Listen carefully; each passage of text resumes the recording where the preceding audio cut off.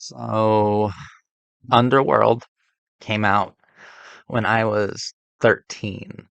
And if this isn't a movie made for 13-year-old boys, then I really don't know what is.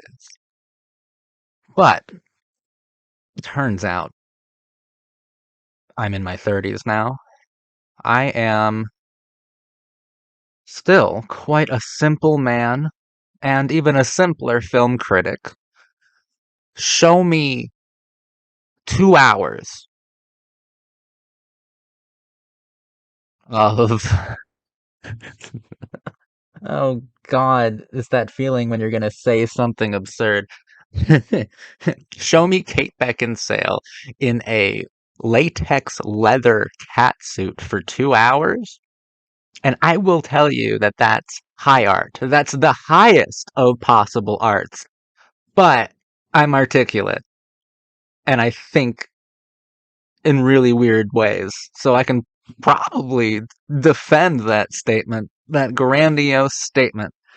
Oh my God. In defense of Underworld, or a treatise on my crush on Kate Beckinsale.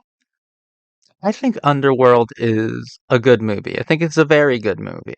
But that's not really what this video is going to determine. We're not going to determine the quality of the film Underworld. You know, you can think it's generic or you can think it is incredibly influential and like genre defining. You can think that. I don't care. That's not what this video is for. This video is not to determine whether or not Underworld is a good movie. It's trying to determine whether or not it's important, if it's significant. And my argument is that it is. In fact, my thesis is that the Underworld series is one of the most significant franchises in popular cinema. And here's why. 2003, I was 13. This film came out late in the year of 2003. What else happened in 2003? Yes, the Iraq War happened in 2003. That's when it started. Underworld is about a war that had been going on for 1,000 years between two different kinds of covens, werewolves, vampires. It's a movie that, if it asks any sort of philosophical question openly, the one that it asks is whether or not it's possible to move on from the past. It's a tribute to the violent ways that you can. So I don't think that Underworld is deliberately making statements about war. Absolutely not, especially not about its current climate. But I do believe that it's predictive cinema on a really reflective level. I think it's really interesting for that fact. I think that predictive cinema shouldn't go without investigation. I've talked often about Scream and I Know What You Did Last Summer and The Faculty, the Kevin Williamson super popular teen horror films leading up to Columbine in '99, and yet we are seeing a predictive sort of cinema that seems to be projecting um, and reflecting certain attitudes that were shared by young people at the time, media obsessed young people who see the world as a spectacle, and society is just an aspect of it, just a component of a larger sociopathic or psychopathic spectacle. Predictive cinema. Underworld. What's a surprise hit? Why was it a surprise hit, though? You know, I mean, Kate Beckinsale's hot, but can she really be hot enough to to launch a huge franchise with like three sequel films and one prequel? Is she that fucking hot? I mean, yeah, sure, I'll give you that, but let's give the audience a little bit more substance. Let's give them a steel man them. Let's give them some ground to stand on that isn't completely leveled. You go to this film and you don't know it, but on a subconscious level, on a level that you're unaware of, you are confronting the realities of the current global conflict, the current global situation, the climate of the times. You don't know that you're doing it.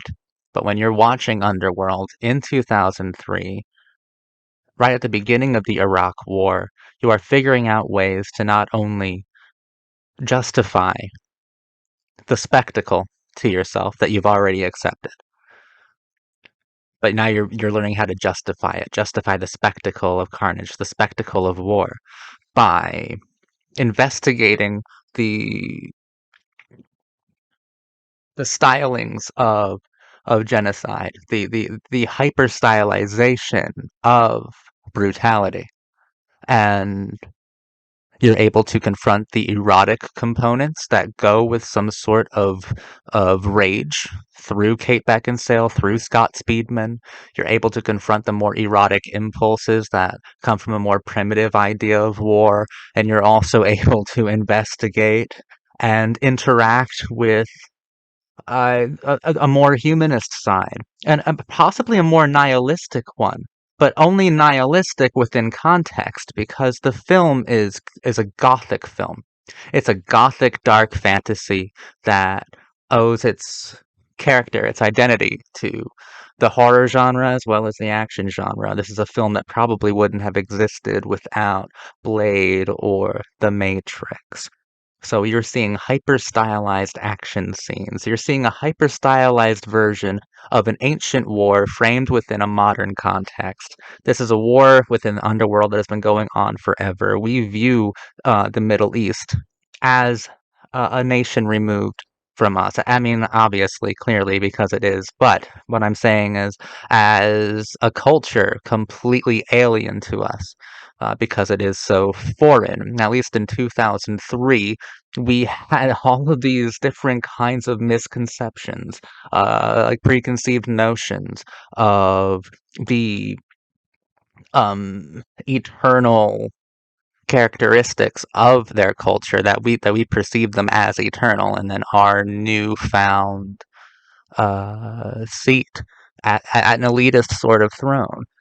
But I think this film is also speaking on a more hyper-personal level for those who are going to go and participate in the war in Iraq. The film does frame vampires as an elite ruling class, and werewolves, through Lucian's exposition, werewolves started off as a slave class. They were the daylight watchdogs, protectors of the vampires. And at the point of the war where we enter into it, it's clearly one-sided.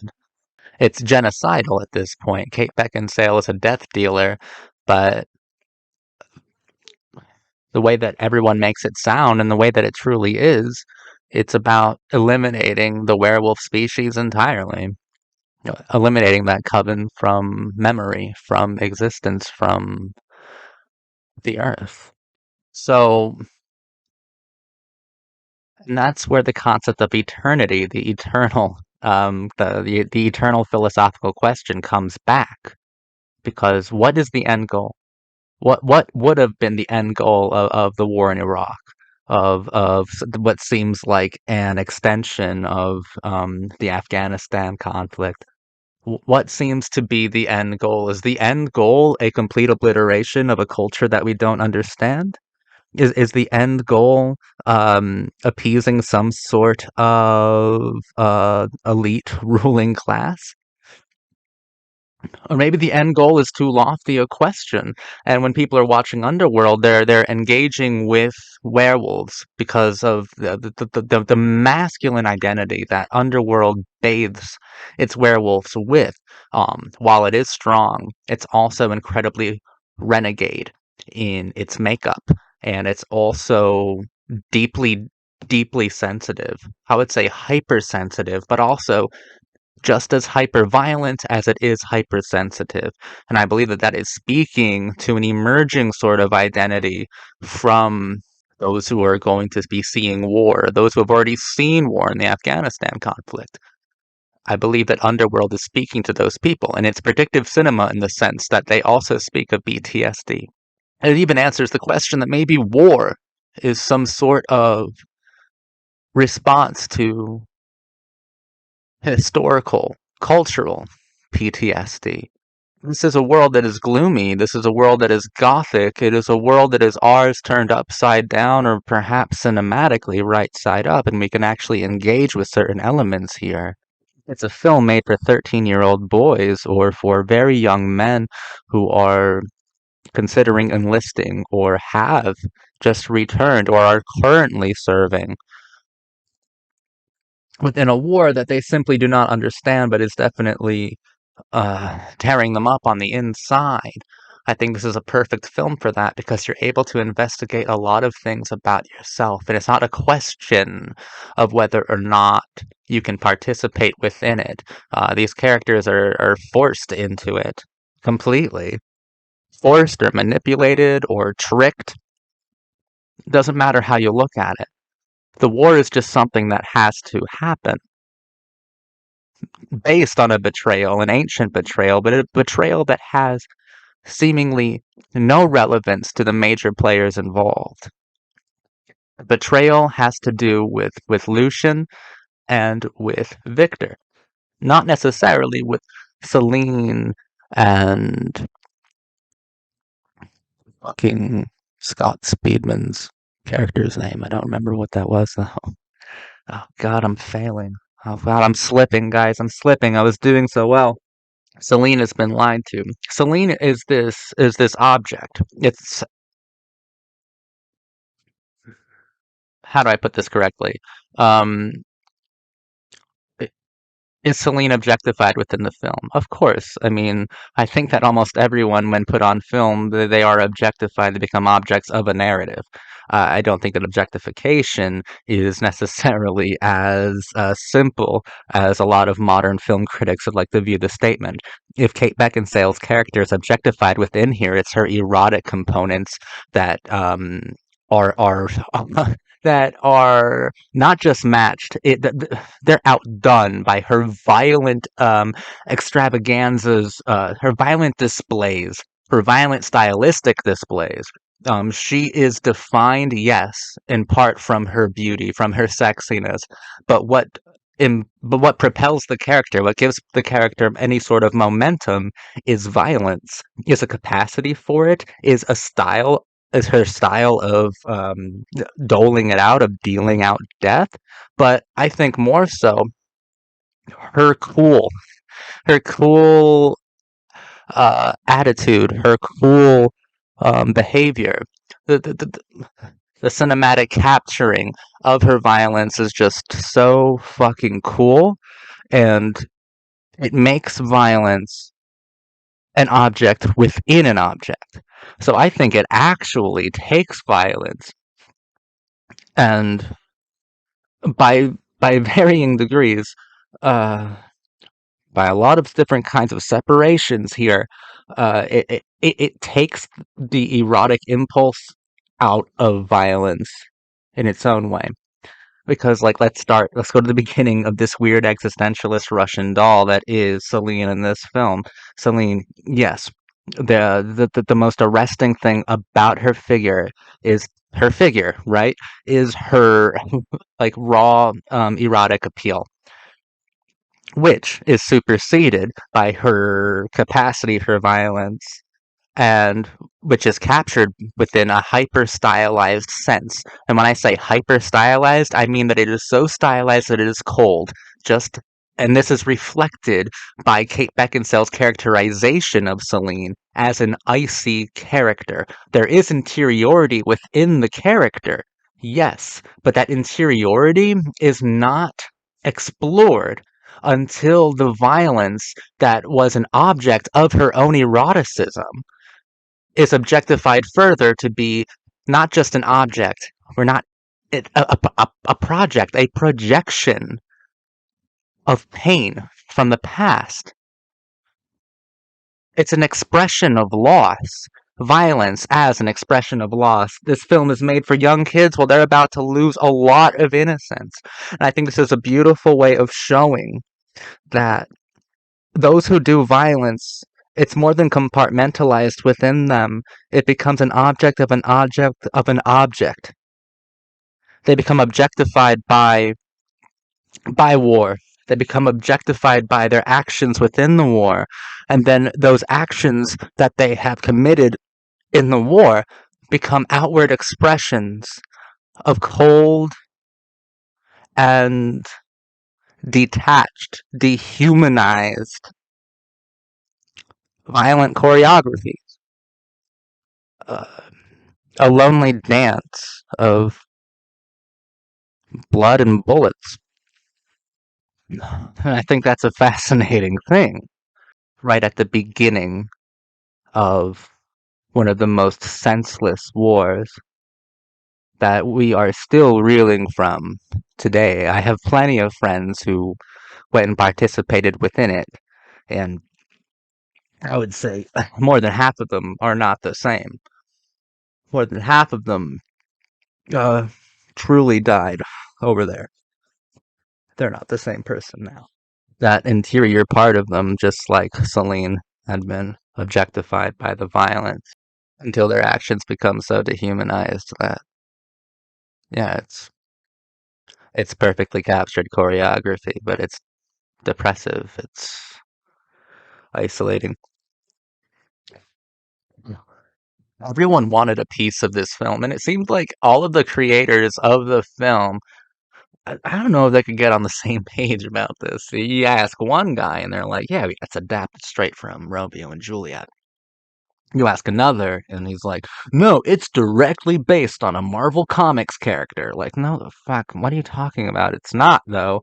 But if you ask like Nancy Collins, she'll take you to court and say that every single thing about Underworld is ripped off wholesale from Vampire the Masquerade. She even went so far, it was like a huge fucking, I don't know, a huge ledger, like a she said that everything about Underworld was ripped off completely from Vampire the Masquerade, and even went so far as to say, the vampires in Underworld drink blood, just like my vampires. Isn't that so shameful? Like, fuck off, Nancy. Fuck off.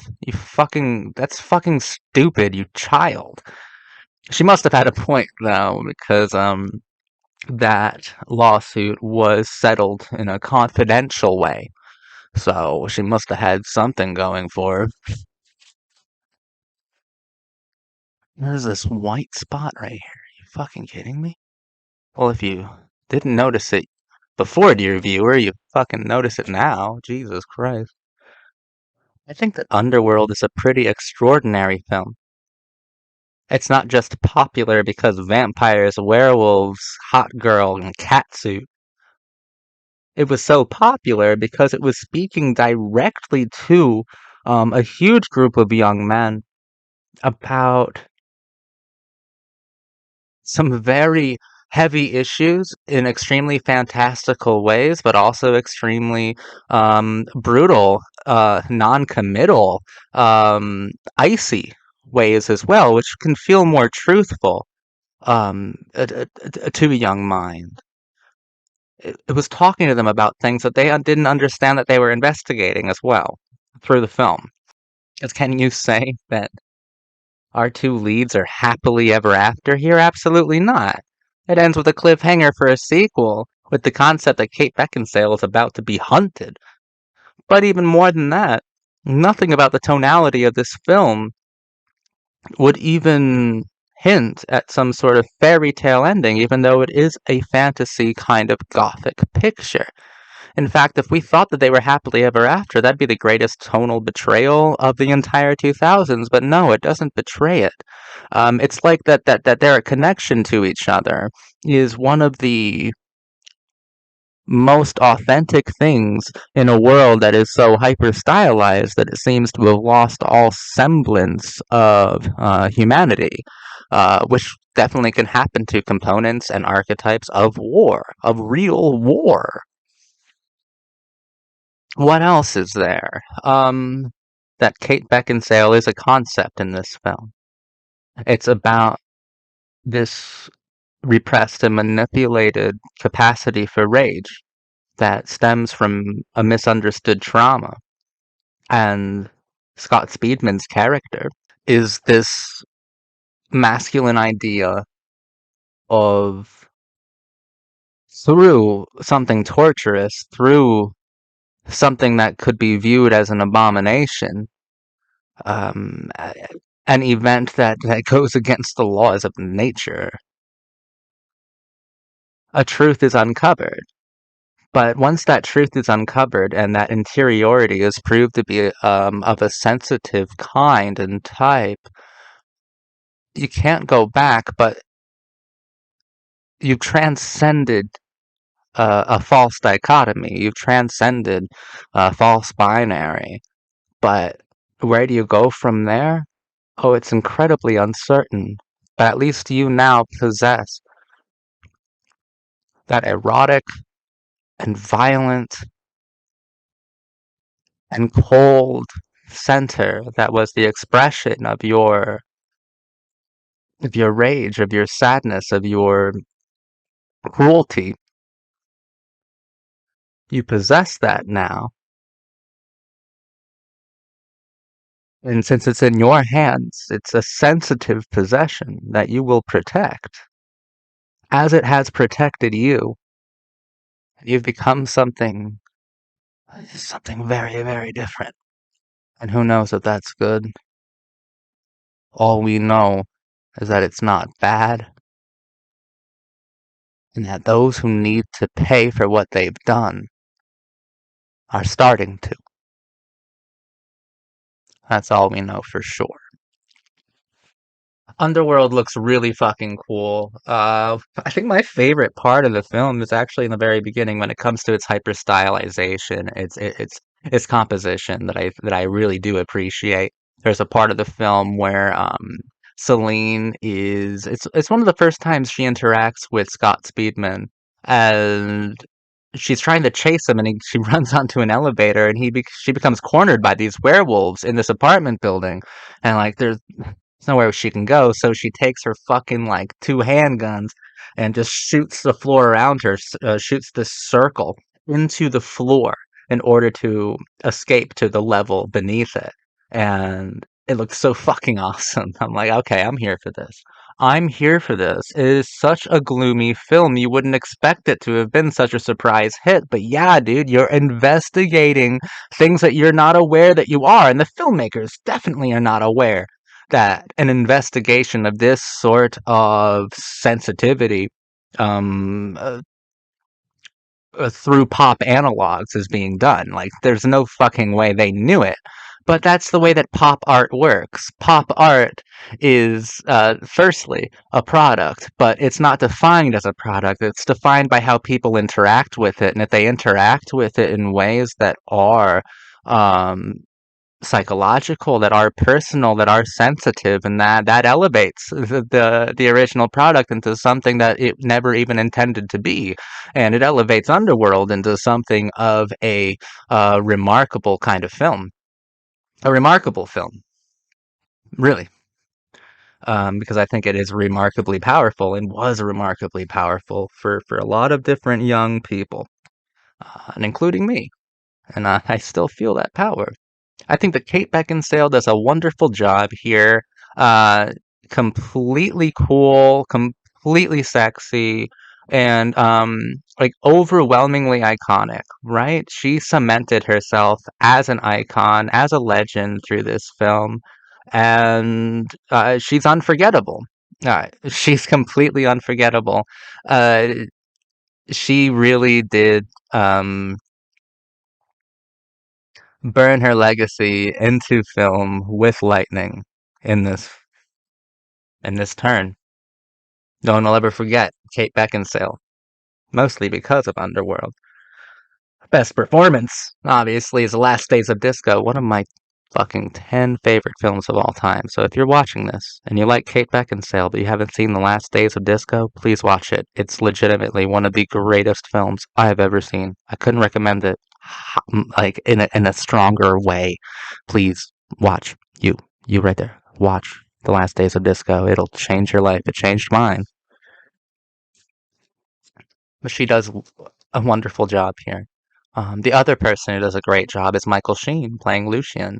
Michael Sheen and Kate Beckinsale were romantic partners for quite a few years leading up to this film, to this adversarial cinematic meeting that they had in Underworld.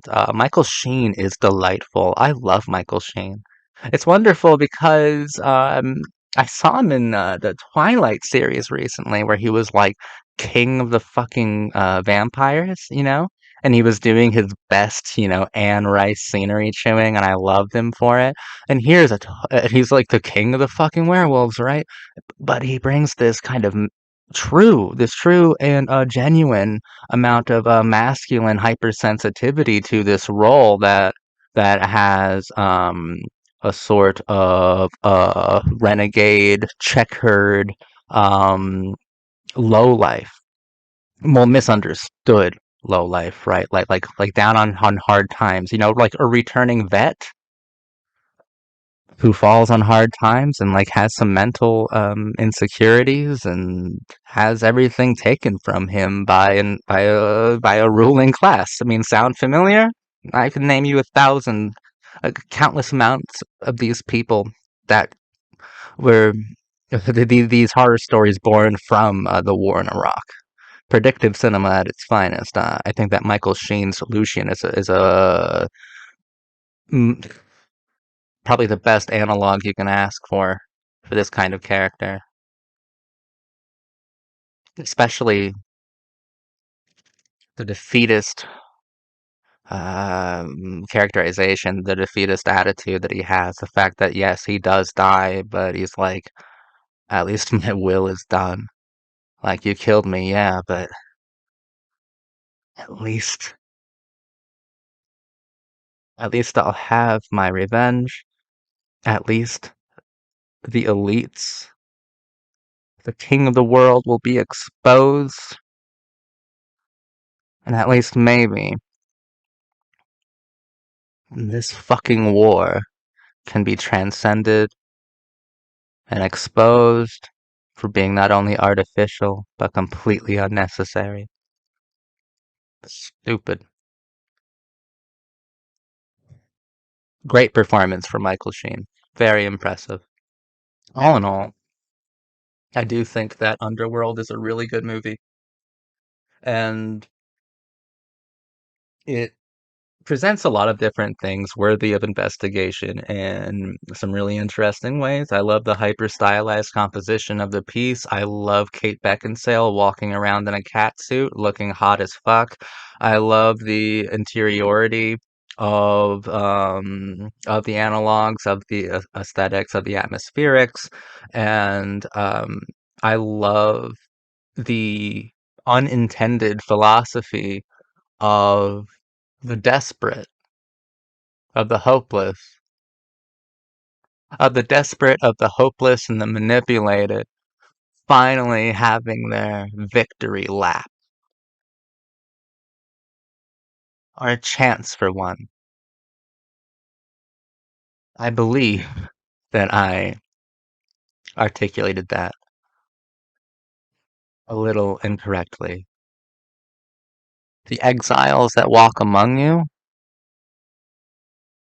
they will be redeemed. This film takes place,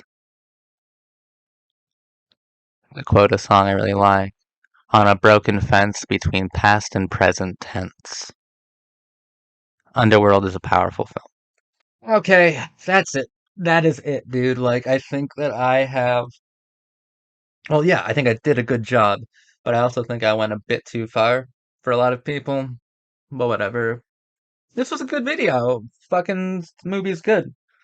Look, they got like the set. I don't even think I've seen the sequels, dude. But look at them. That's four. It's four more movies. Fucking double dog daring me to watch them, to interact with them, to interpret them. Well, you know what they say.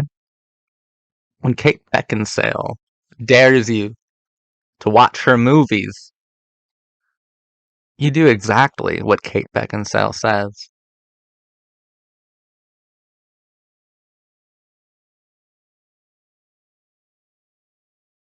I gathered you all here today to talk about the Underworld sequels. That's right, a period spanning from 2006 to 2016. We're talking about Underworld Evolution, Underworld Rise of the Lycans, Underworld Awakening, and Underworld Blood Wars. We've already talked about the first Underworld on this channel. If you are new to this channel, definitely check out the video analysis that I did on the first Underworld film, where I basically declare that it's one of the most important films of the 2000s. I love that movie. So, if you want to see something really, I don't know, in depth, with a bit more texture and substance than this video, check out the first Underworld. There's a lot to bite into in the first Underworld. Check out that pun work, man. I'm witty now. These Underworld sequels, it seems that with each installment, we get further away from the contextual philosophical underpinnings of the first film. I thought that the first film was predictive cinema in the sense that I don't think it was deliberately trying to communicate or establish a connection to or with young men who have engaged in warfare or coming back from war, who need to deal with their trauma. Um, I don't think it was deliberately trying to build a relationship with those types of young men and those types of young men from hyper-violent backgrounds with truly somber and sad, emotional outpourings and expressions. I don't think it was trying to talk to them. I just think it did. I just think it accidentally did, and that's what made the first Underworld so powerful. And with each new installment within the franchise, we get farther and farther away from that dialogue that the first film opened up with young men with hyper-violent fantasies or regrets and trauma stemming from a hyper-violent deed. I think we get further and further away from that, which isn't to say that they're all bad. They're not. Underworld Evolution. Let's start here. 2006, the first Underworld sequel. It's very good. I like the film quite a bit. It's not nearly as great as the first one, but whatever. We have some really cool fight scenes. Sound the alarm. Kate Beckinsale is get her out of the way here. She's a fox throughout this entire series. So I say it now. I don't have to say it later. Only in Evolution you get that sex scene. Am I right, bros? Am I right, boys? That's right. That's right, boys are eating good tonight. All right, that's out of the way, so I can go back into the actual substance that I think that you are all here for. Sorry to gross you out, but the characters in Underworld Evolution are pushed to new limits and to new extremes. The film outdoes itself when it comes to the brutality of its violence and I guess the extravagant expressions of violence, especially through Celine. Celine's character in Underworld Evolution, that's when she truly starts to become something less poetic and perhaps more iconic, right? She becomes an action hero. She becomes an action icon in the same vein as like Eon Flux or like Lara Croft. She is something removed from what I thought she was in the first film. In the first film, I thought that she was an object within an object within an object, personified, expressed, and transcended. So, like in the first film, I thought that that her eroticism or her beauty was actually an object of her weaponry, of her capacity for carnage, or even vice versa. Either her eroticism was an object within her objectified um, violence, but specifically the hyper stylized expression of her violence. Like the boldly theatrical extent that she would go to display her hyper violent, like mass murdering acts as a death dealer, or it could be the other way around, and that her eroticism is an object within her objectified like violent streaks and tendencies. But within both of those objects lies an interiority which is objectified by both violence and eroticism. And that interiority is we learn from these Underworld sequels, but we it's implied quite heavily in the first film. It's not from a cold place, it's from a broken one. So I thought that her character was incredibly complex in the first Underworld, being an object within an object within an object, personified and transcended. Um, in Underworld Evolution, you lose some of those poetics, you lose some of those philosophical poetics, and you go straight for the iconography, for establishing new new monuments within horror in the form of Celine, which is a killer form.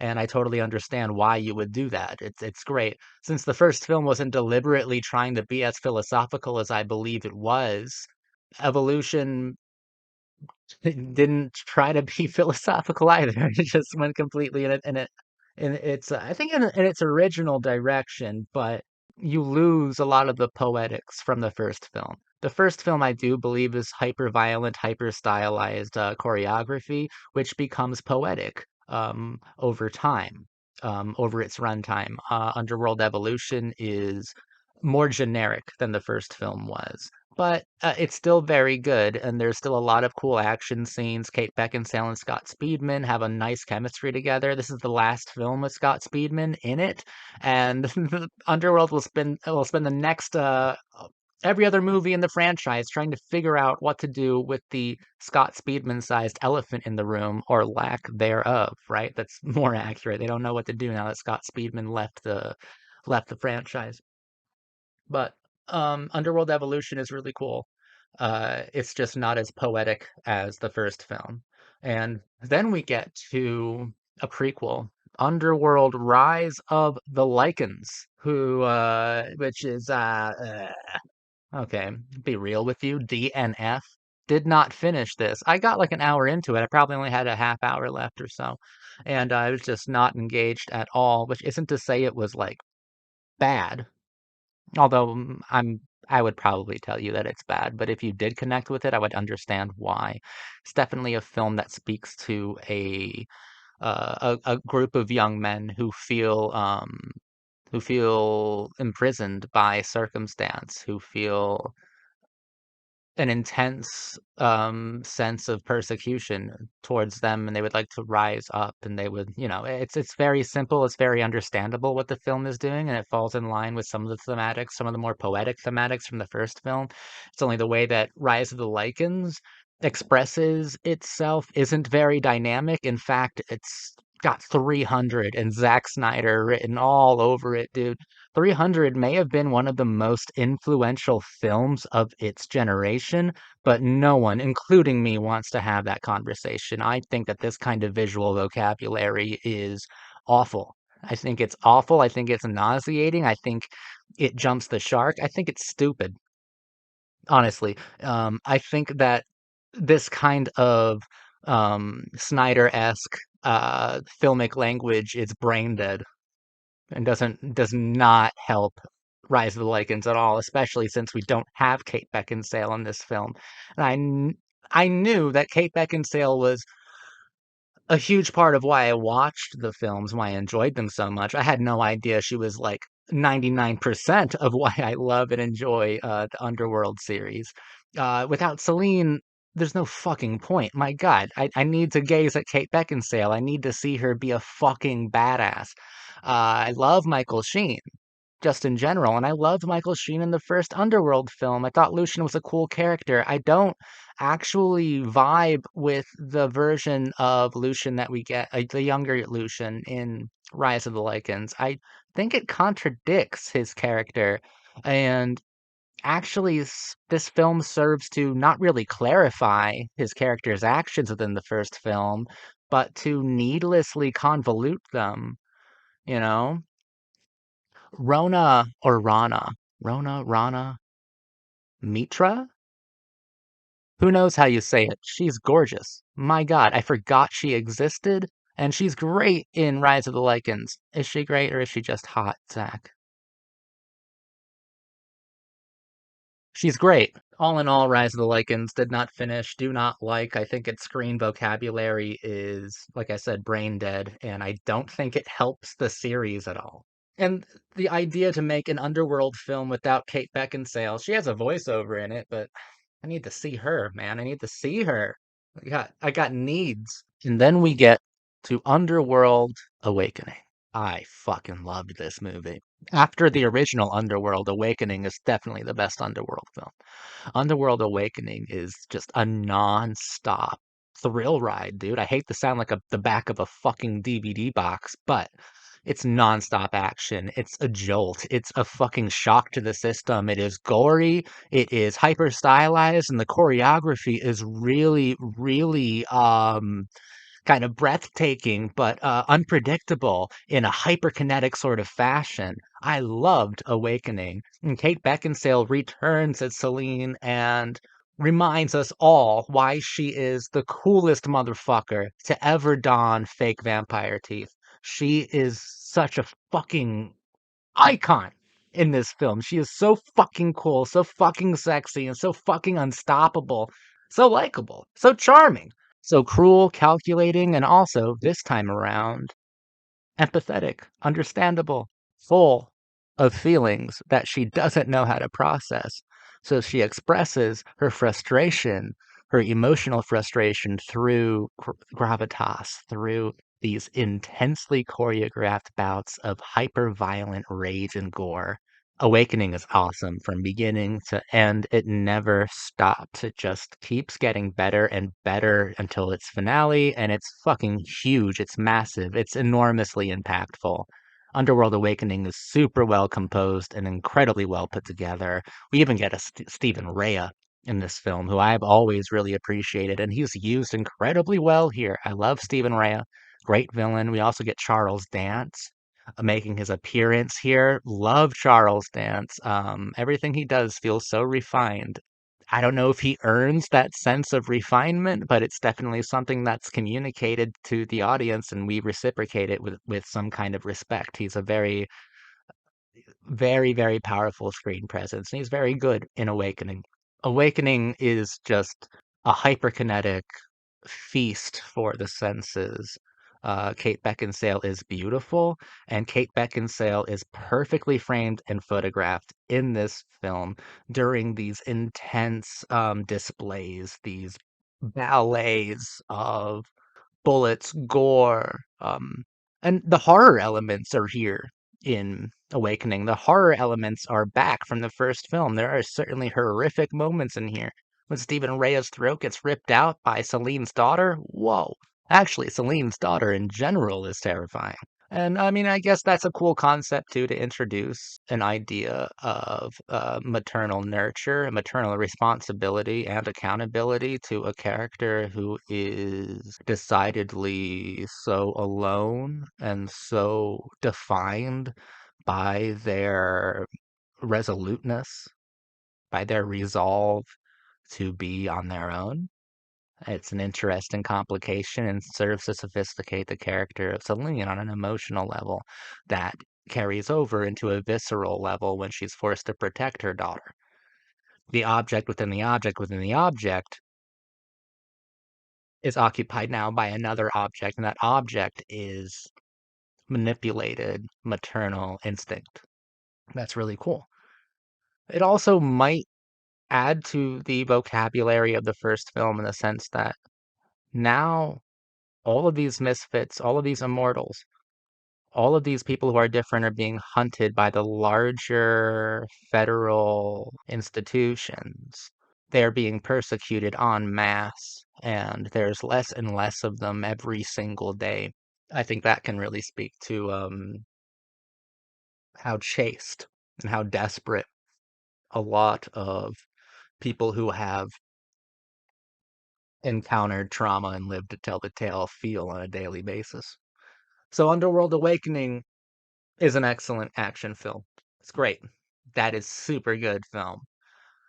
Blood Wars 2016 follows Awakening. Blood Wars, I didn't hate, but it did not interest me really at all. It was nice seeing Irene Adler from Sherlock being the main villain here. She had some cool moments. I like her little boy toy henchman, Varga or Vargas, whatever his fucking name was. That was a cool dynamic they had. But, Marius is really boring. A lot of the supporting players are just completely boring, but at least everyone is pretty, that kind of thing. I don't really think that the action scenes seem too inspired. The story by this point is convoluted almost beyond recognition. Kind of happy it had to end here. Kate Beckinsale's character has been transcended into like a holier religious symbol at this point. She's got blonde highlights, been reborn, and has the power, and I guess the visibility of a god, right? She is seen as something other than now, something mystical, something holy or religious. And I don't really like that complication of her character. I don't like that sophistication added to it. There were a couple places you could have gone after Awakening, and this wasn't it, guys. Blood Wars really wasn't the best place to go, but Kate Beckinsale still shows up, gives 1,010%. Love watching her as usual. It's just that it doesn't seem nearly as kinetic. A large part of it feels empty, and it mostly just feels like a drag to get through, which shouldn't happen with Underworld, especially following in the wake of the fumes that Awakening left. Awakening was awesome, and it's really hard to put on Blood Wars and kind of pump the brakes. I don't like Blood Wars at all, really. So what you get from the Underworld franchise is truly a mixed bag. You get the first Underworld, which is legendary in its own right, and I think it's the best Underworld film, and I think it's a very, very great and important film. Underworld Evolution is pretty damn good. It's an interesting continuation of the mythos. And then you get Rise of the Lycans, which is not good. Probably the worst Underworld film due to its brain dead visual vocabulary. Then you get Awakening, which is awesome, which is incredible and excellent, and I love that film. And then you get Blood Wars, which is just a disappointment. Honestly, it wasn't terrible, it was just disappointing, like your parents used to say that really got under your skin. We're not mad at you, we're just disappointed, Kate. And I think what happened here was the character of Celine and also the philosophical underpinnings of the franchise got lost. Maybe this is how all great franchises devolve over time. I think that great franchises like you have your like Alien or Star Trek or God, I'm blanking on franchises for some reason right now. Scream, even though I love Scream. Over time, it begins to lose sight of its original intent or what made it so special and starts buying into its own fiction, its own mythos, and is uh, and has ceased to be reflective of its audience in a way that implicates them directly in the narrative, in Underworld's case, within the violence, within the eroticism. Over time, it bought into its own fiction, its own mythos, and became far more dedicated to exploring and exploiting that rather than trying to build upon a relationship with desperate, troubled, hyper-violent, and very insecure and scared, broken young people who went to see the first film and made this series such a surprise hit over the years. But I do think Underworld is one of the most important franchises of the 2000s, and I think it's saying an awful lot, and more people should take Underworld seriously. I don't think a lot of people are capable. I think I think this series is too smart for a lot of people. Honestly, people don't even know what to engage with. Underworld is incredibly special, incredibly smart. It's an incredibly thrilling, evocative series, and I loved covering it for the channel. Leave me a like, leave me a comment. I'm your cult boyfriend. Thank you for watching my video about Kate Beckinsale and the Underworld series. It means a lot that you watched. By the way, I'm wearing my Refused shirt. This is my favorite record ever written, The Shape of Punk to Come. If you made it this long, and you've enjoyed what I've had to say about film, how about a music recommendation? If you haven't listened to The Shape of Punk to Come by Refused yet, do yourself a favor and listen to it. It's my favorite record of all time. If you like punk music, if you like hardcore music, if you like um, some anarcho disruption with your melodies, then definitely give it a listen. But right now, I'm your cult boyfriend saying bye, and I don't know, I've lived 1,000 lifetimes and I'm not afraid to die. Is that what she says? Who knows? It's already done. There's no fixing it now.